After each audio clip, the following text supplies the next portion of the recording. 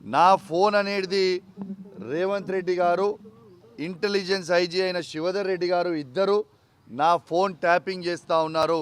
ఖచ్చితంగా వాళ్ళిద్దరి మీద ఎఫ్ఐఆర్ బుక్ చేసి దీని మీద ఎంక్వైరీ చేయండి అని చెప్పడానికి నేను పోలీస్ స్టేషన్ పైన నేను పిటిషన్ ఇవ్వడానికి సిఏ గారి దగ్గరకు పోతే సిఏ గారు లేచి ఉరుకుతూ ఉన్నారు. ఒక బాధ్యత కలగ ఎమ్మెల్యేగా నేను వచ్చినప్పుడు ఒక సిఏ గారు లేచి ఉరుకొచ్చా? Is this right?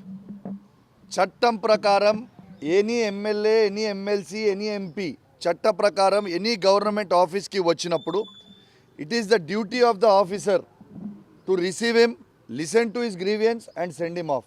This is act. నా సొంతం కాదు, ఇది చట్టం నేను చెప్పేది. అట్లాంటిది ఇచ్చిపెట్టి లేచి ఉరుకుతూ ఉంటే సిఏ గారిని నేను అడిగిన, నేను మీకు పిటిషన్ ఇవ్వడానికి వచ్చిన, మీరు ఇట్లా ఉరకడం ఎందుకు, పిటిషన్ తీసుకొని వెళ్ళిపోతే అయిపోతుంది కదా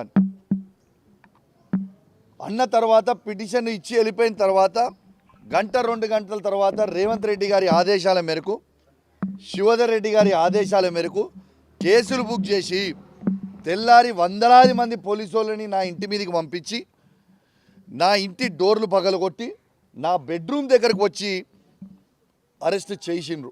ఇలా రైతులకి రైతు భరోసా మీరు 100 రోజుల లోపల 15,000 రూపాయలు ఇస్తామన్నారు.